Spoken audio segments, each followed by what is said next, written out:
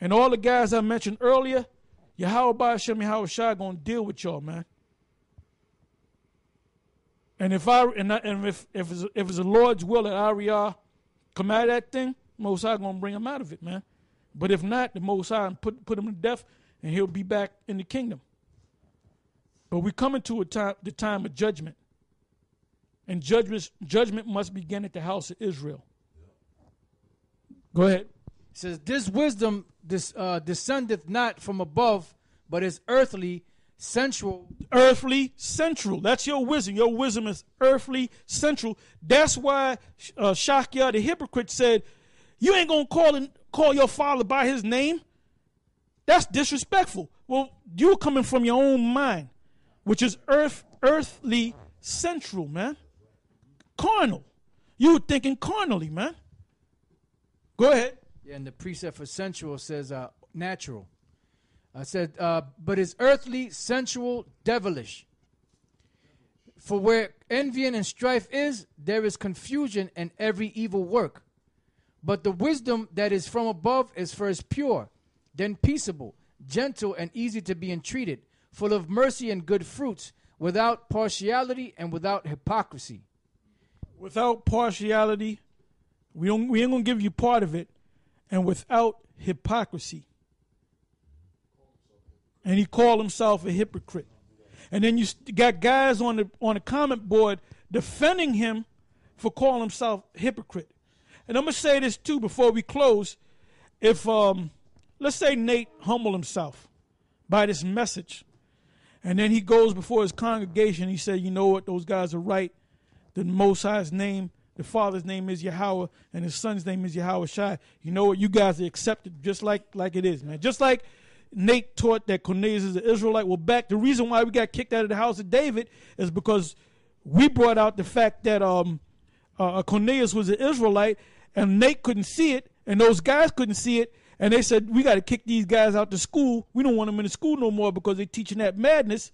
Now, had Nate kept that madness of Cornelius being an Edomite, and he would have taught y'all would have said, "You see, them GMS guys are going off. They teaching that nonsense." Because you guys are zombies, man. You don't have your own mind. Give me that in what is that, Acts 13, the church of Berea. See, when Paul went and spoke to the different churches, he compared one church to another church. He had a lot of bad things to say about the church of Corinth, and also about the church of that's in Thessalonica.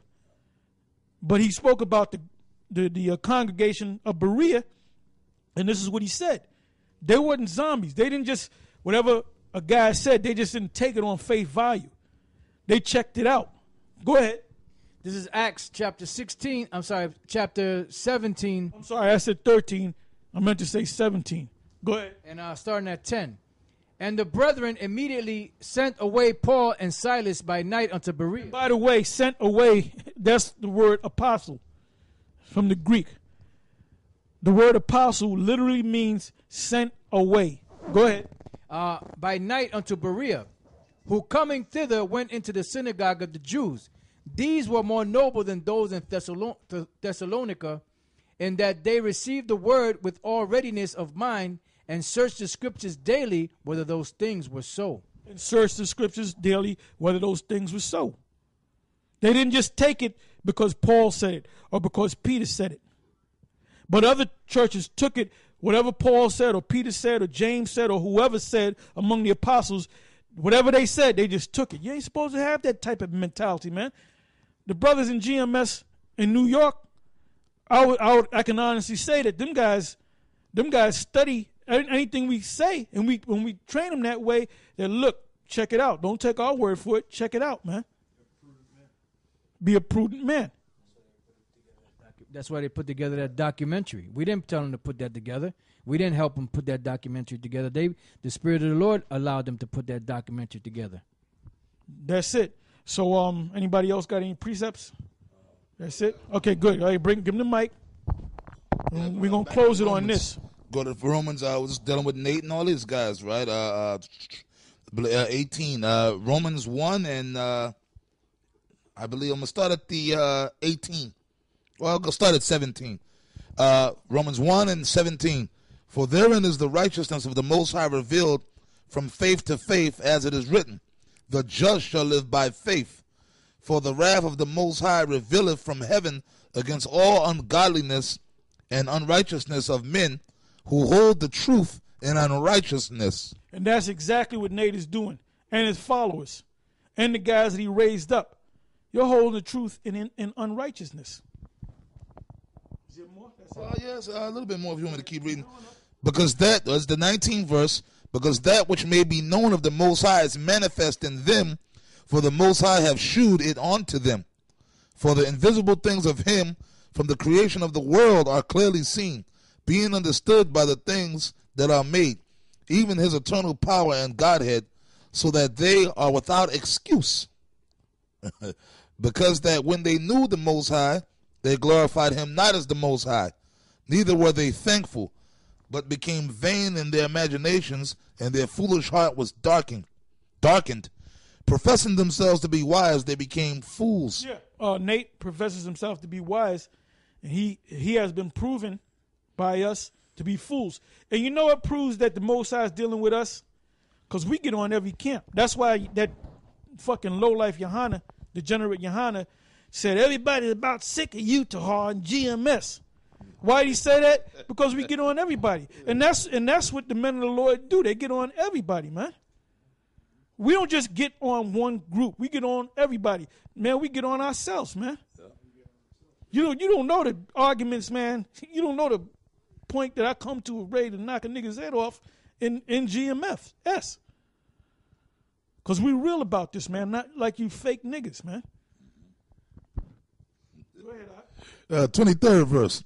And changed. And that's why when we ran into Lahab, man, we cursed his ass out. And he felt it too. He got cursed out so bad that he couldn't buy that big ass screen TV. He told his woman, he said, "Look, baby, let's just go home. I'm gonna go get." He said, "Let's go home." I didn't hear what he said after that. But he couldn't even purchase, because when we saw him, he had stole all that money from the school, and that's when them big ass screen TVs first came out.